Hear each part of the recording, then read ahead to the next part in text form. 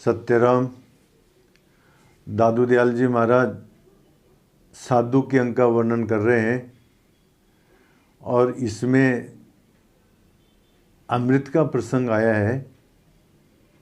अमृत के बारे में बता रहे हैं दयाल महाराज की कहाँ है।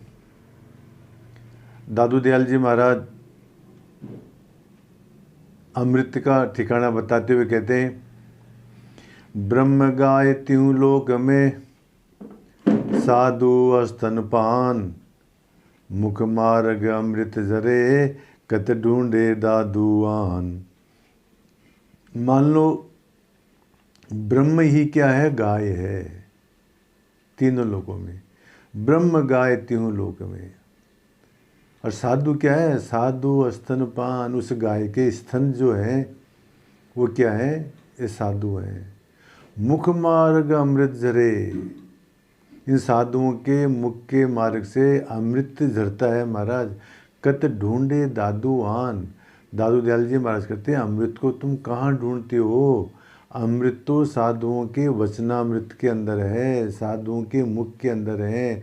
साधु लोग जो अमृत रूपी जो वाणी बरसाते हैं वो अमृत है महाराज। इसके बारे में एक श्लोक आता है, ऐसा कहते हैं कि अब्दौ विधौ वधु मुखे फणिनाम तथास्ये स्वर्गे सुधा वसतीति मिथ्या कवयो वदन्ति। क्षारात् क्षयात् पतिमृते गरला निपातात कंठे सुधा वसति वही भगवत जनानाम। कोई कहता है महाराज ये समुद्र के अंदर अमृत है अब्धौ, क्योंकि उसमें से निकला था ना अमृत इसलिए। कोई श्रृंगारी लोग कहते हैं कि वधु मुख के अंदर, स्त्री के मुख के अंदर अमृत है।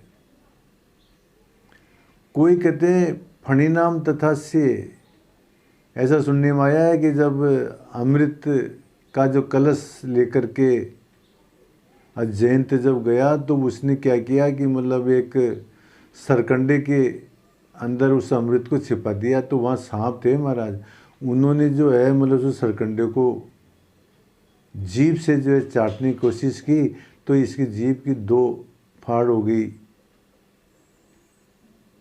सर्पों की, उसमें कोई अमृत छलक गया होगा। तो कहते हैं कि सर्पों के मुख के अंदर भी अमृत है।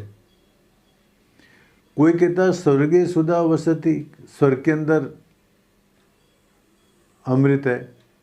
तो कहते हैं मिथ्या कवियो वदंती, ये जो बातें कहते हैं ना ये कवि लोग फालतू की बातें करते हैं, झूठ बात करते हैं। क्यों कि यदि समुद्र के अंदर यदि अमृत होता तो वो खारा क्यों होता। यदि स्त्री के मुख के अंदर, वधु मुख के अंदर यदि अमृत होता तो पति क्यों मर जाता। यदि सांपों के मुख के अंदर यदि अमृत होता तो उनके मुंह से विष क्यों निकलता। क्षारात क्षयात पतिमृते गरला निपातात कंठे सुधा वसती वही भगवजना नाम। तो फिर ये अमृत रहता कहाँ है। कहते हैं कि साधु पुरुषों के मुख के अंदर जो है अमृत रहता है, वो जो वाणी निकालते हैं वो अमृत वाणी होती है महाराज। अब आगे दयाल महाराज बताते हैं कि साधु संगति का अधिकारी कौन है। हर आदमी साधु संगति का अधिकारी नहीं है। उसके बारे में बताते हुए दादू जी महाराज कहते हैं, जो जो होवे त्यों कहे घटबद्ध कहे न जाए, दादू सो शुद्ध आत्मा साधु पर से आए। अपने अंतःकरण के अंदर शुभ अशुभ जो भी वृत्तियां हैं उनको न बढ़ा करके और न घटा करके सरल भाव से यथार्थ रूप से सद्गुरु को जो निवेदन कर दे, ऐसे पवित्र पुरुष ही संगति के अधिकारी हैं। बनावटी बातें न करें। महाराज त्याग तो है ही नहीं और कहते हैं महाराज मेरे को त्याग हो गया शिष्य बना लो, फालतू की बात। जो जैसा है, जैसी भावना है, जो बात है, यथार्थ बात है, उसको न बढ़ा करके न घटा करके कहे। इस प्रकार के जो शुद्ध बुद्ध आत्मा है वो साधु संगति के लायक है। कहा गया है, यथा श्रुतम यथा दृष्ट्वा वाचम वदति यो मुनि, नादिकाम नाति न्यूनाम वही स दृश्यतो भगवत प्रिय। भगवान को प्रिय कौन है? जो जैसा सुना है, जैसा देखा है, उस प्रकार की वाणी बोले, न घटा करके और न बढ़ा करके, ना अधिकाम नाति न्यूनाम, न तो अधिक बोले न कम बोले। इस प्रकार का जो आदमी भगवत प्रिय होता है। एक छोटा सा दृष्टांत आता है महाराज। नाभाग एक ऋषि हुए हैं महाराज।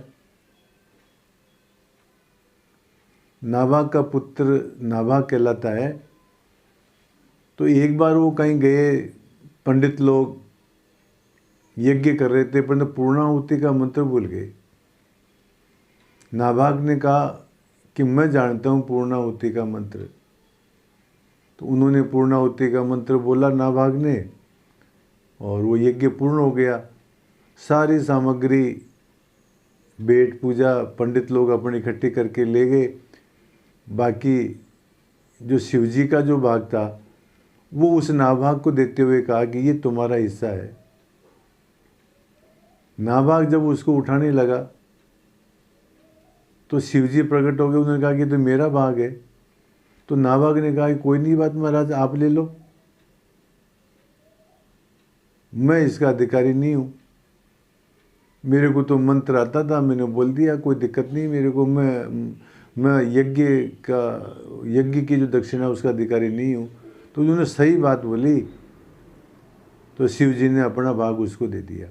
कहने का तात्पर्य यही है महाराज कि जो भी बात होवे मन के अंदर, उसको न घटा करके न बढ़ा करके यथार्थ बात जो कहता है वही संगति का अधिकारी है, सत्संगति का अधिकारी है। और अब कहते हैं दयाल महाराज सत्संगति को बताते हुए, जिस रस को मुनि और मरे, सुर नर करे कलाप, सो रस से जे पाइये साधु संगति आप। जो ब्रह्मानंद रूपी रस है उसको प्राप्त करने के लिए देवता, मनुष्य, ऋषि, मुनि सब प्रयत्न करते हैं उस ब्रह्मानंद रस को प्राप्त करने के लिए। वह ब्रह्म रूप रस संतों की संगति के अंदर अनायास ही प्राप्त हो जाता है। कहीं प्रयत्न करने की जरूरत नहीं है महाराज। यदि आपको ब्रह्म रस की यदि जिज्ञासा है, ब्रह्मानंद रस यदि आपको चाहते हो तो महाराज साधुओं की संगति करो। यही बात कर रहे हैं। जिस रस को मुनिवर मरे, जिस रस की खोज के अंदर मुनिवर लोग, देवता लोग, आदमी लोग प्राप्त करने की कोशिश करते हैं, वो ब्रह्मानंद रस जो है साधुओं की संगति के अंदर सहज में ही प्राप्त हो जाती है। संस्कृत में आया कि यथा चिंतामणिम स्पृष्ट्वा लोहम कांचनताम व्रजेत। जिस प्रकार से चिंतामणि के स्पर्श से लोहा सोना हो जाता है, यथा जम्बू नदीम प्राप्य मृत्तिका स्वर्णताम व्रजेत।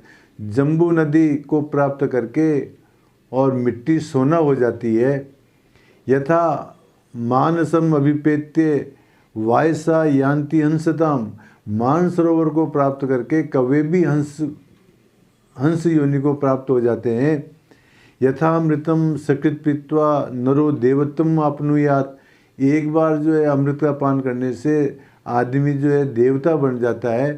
तथेवी महात्मानो दर्शन स्पर्शनादि भी। इसी प्रकार से महात्माओं के दर्शन करने से, महात्माओं के स्पर्श करने से सद्य पुनंति अधोपेतान सत्संगो दुर्लभ कृत है। तो तुरंत ही जो है नीच से नीच आदमी उच्चता को प्राप्त हो जाता है। इसीलिए सत्संग को दुर्लभ कहा गया है। कहने का तात्पर्य है महाराज, सत्संग यदि प्राप्त हो जाता है, संतों का संग प्राप्त हो जाता है तो महाराज आदमी का उद्धार हो जाता है। वही बात दयाल महाराज कहते हैं, तुम्हारे को यदि ब्रह्मानंद की यदि आकांक्षा है तो वो साधु संगति के अंदर सहज में ही प्राप्त हो जाती है। इस प्रकार से दादू दयाल जी महाराज इन साखियों के अंदर ये बताते हैं कि अमृत कहाँ है। साधुओं के मुख के अंदर, साधुओं के वचनामृत ही अमृत है महाराज। और कहते हैं कि मतलब जो अपने मन की भावनाओं को न बढ़ा करके न घटा करके यथार्थ बात कहता है, वही साधु संगति का अधिकारी है। और जिस रस के लिए देवता लोग, मुनि लोग, ऋषि लोग, आदमी लोग जिसे ब्रह्म रस की प्राप्ति के लिए प्रयत्न करते हैं, वो रस साधु संगति के अंदर सहज में मिल जाता है। ये बातें दयाल महाराज साधु की महिमा बताते हुए इन साखियों में कहते हैं। सत्य राम।